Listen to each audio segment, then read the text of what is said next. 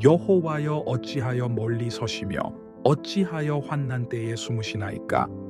살다 보면 정말이지 숨이 턱턱 막히는 순간들이 찾아오곤 합니다. 차라리 누군가와 멱살잡이하고 싸우는 게 낫지 철저하게 무시당하고 외면당하는 그 침묵의 시간은 사람의 피를 말려버립니다. 내가 이렇게 억울해서 가슴을 치고 밤새 베개를 적시며 울부짖는데 하늘은 그저 무심하게 파랗기만 합니다. 하나님은 도무지 내 사정을 아시는지 모르시는지, 아니면 알면서도 모른 척 하시는 건지, 그 먹먹한 적막감 속에 덩그러니 남겨진 기분 느껴보신 적 있으십니까?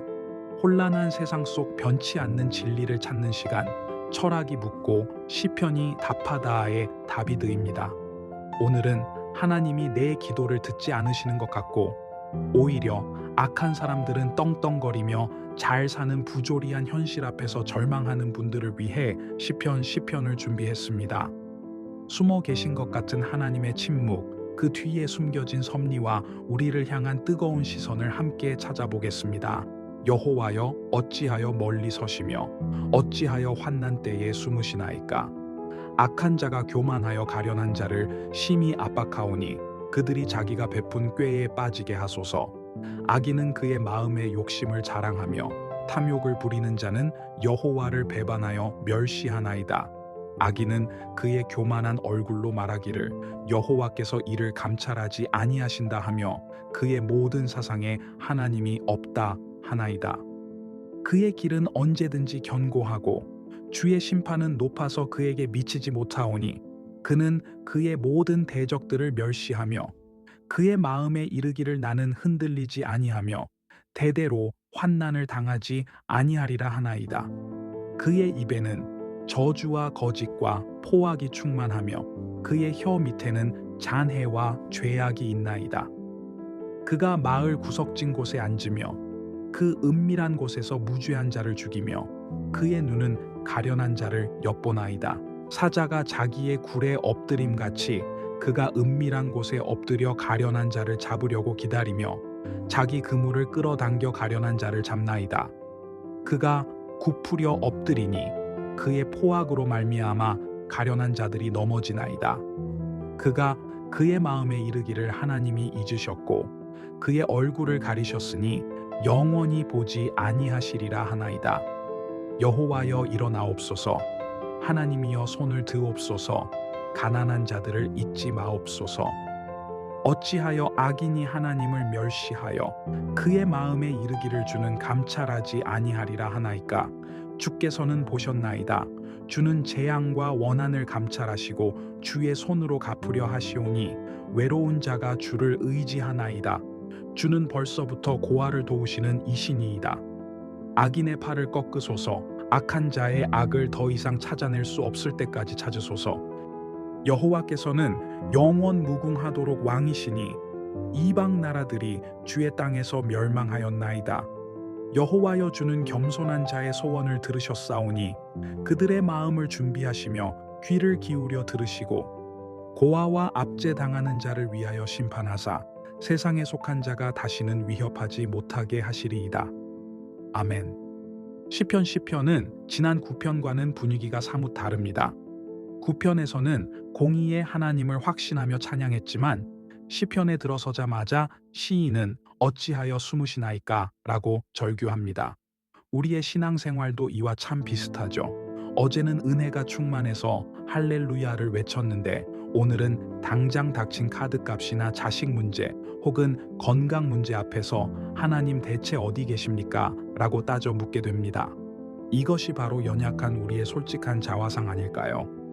본문에 묘사된 악인의 모습을 한번 보십시오. 그들은 단순히 나쁜 짓을 하는 정도가 아니라 아주 지능적이고 확신에 차 있습니다. 4절 말씀에 보면 그의 모든 사상에 하나님이 없다라고 합니다. 이것은 신의 존재 자체를 이론적으로 부정하는 철학적 무신론이라기보다는 하나님 계실 수도 있겠지. 하지만 내 사업, 내 성공, 내 인생에는 전혀 관여하지 못해. 내 주먹이 법이야 라고 생각하는 실천적 무신론입니다. 현대사회에서 돈과 권력을 쥐고 약자들을 괴롭히는 사기꾼들, 갑질하는 사람들이 딱 이런 태도로 살아갑니다. 그들은 5절 말씀처럼 나는 흔들리지 않으며 환난 따위는 없다고 큰 소리칩니다. 실제로 그들은 건강해 보이고 재산은 불어나며 법망도 요리조리 잘 피해가는 것 같습니다. 반면에 정직하게 살려고 애쓰는 우리는 8절 말씀처럼 구석진 곳으로 몰리고 10절 말씀처럼 그들의 폭력 앞에 힘없이 넘어집니다.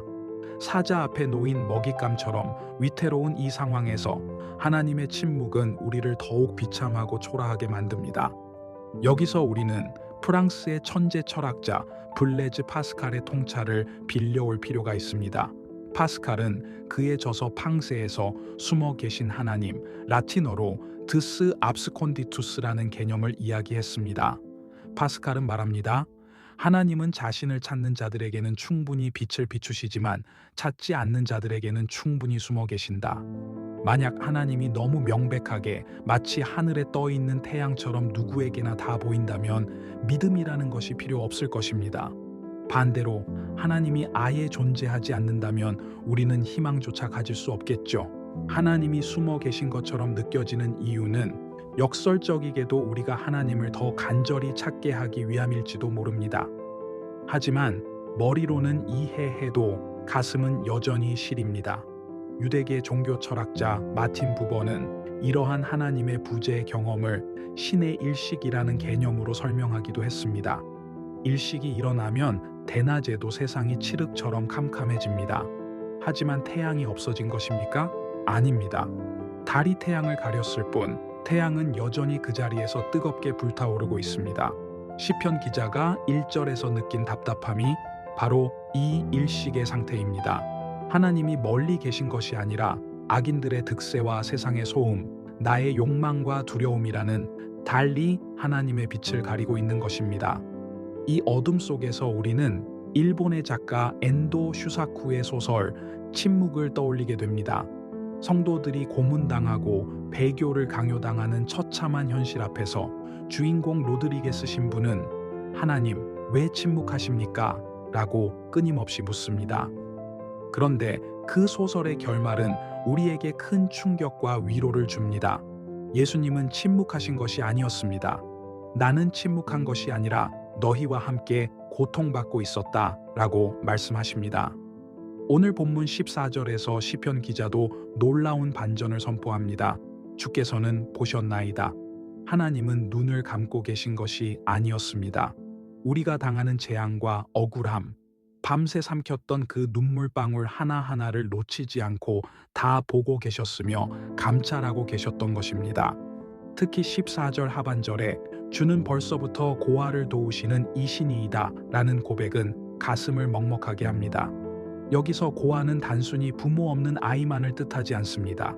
나이가 들어 힘이 빠지고 자식들도 제 살 길 바빠 연락이 뜸하고 배우자마저 먼저 떠나보내 덩그러니 남은 것 같은 그런 외로움. 억울한 일을 당해도 어디 가서 하소연할 데 없는, 세상에 기댈 팩 하나 없는 사람이 바로 영적인 고아입니다.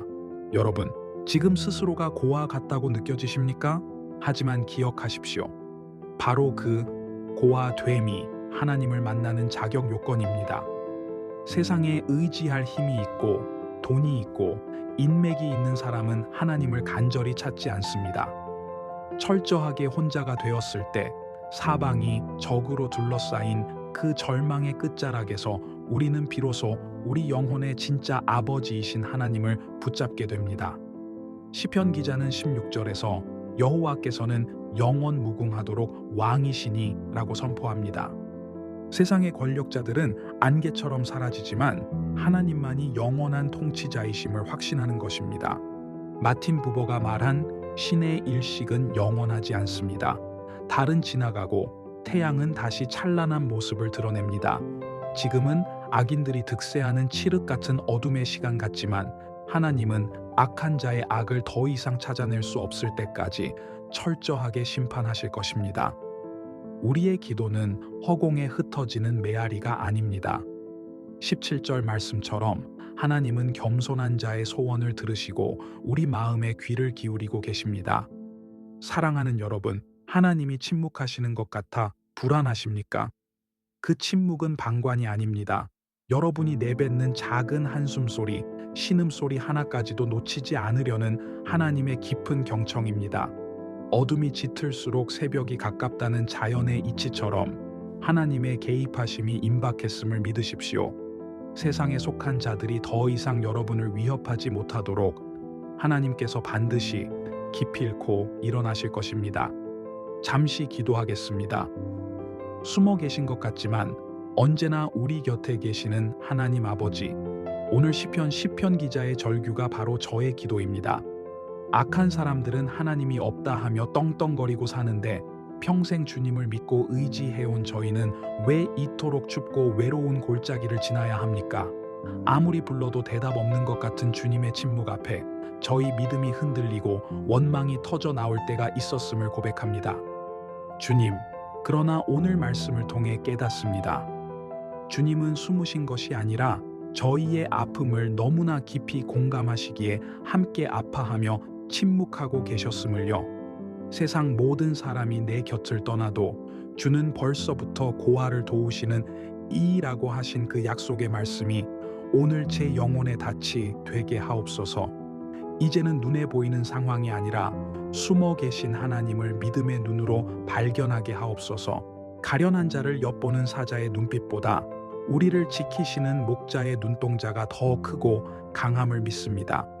제 마음속에 자리 잡은 두려움과 고독, 그리고 억울함을 주님 발 앞에 모두 쏟아놓습니다. 영원한 왕이신 주님의 통치 아래서 참된 안전함과 평안을 누리게 하옵소서. 고아들의 아버지 되시며 우리의 유일한 변호자 되시는 예수 그리스도의 이름으로 기도드립니다. 아멘. 오늘 묵상을 통해 주님께서 당신의 마음에 평안을 심어주셨기를 바랍니다. 저는 영상을 보시는 구독자 여러분을 위해 늘 기도하고 있습니다. 여러분의 삶에 짊어진 무거운 짐이나 위로받고 싶은 시편 구절이 있다면 댓글이나 저희 구글 폼으로 보내주십시오. 구독과 좋아요는 영상 제작에 큰 힘이 되며 주변에 공유하여 은혜를 나누어 주시면 감사하겠습니다. 성경의 지혜와 철학적 통찰을 통해 함께 진정한 위로를 찾겠습니다. 오늘의 묵상이 하나님의 침묵을 하나님의 깊은 사랑으로 재해석하는 영적 전환점이 되었기를 간절히 기원합니다. 다음 주에는 터가 무너지는 위기 속에서도 하나님이 계신 성전을 바라보는 시편 11편 말씀으로 깊은 은혜를 나누겠습니다. 감사합니다. 아멘.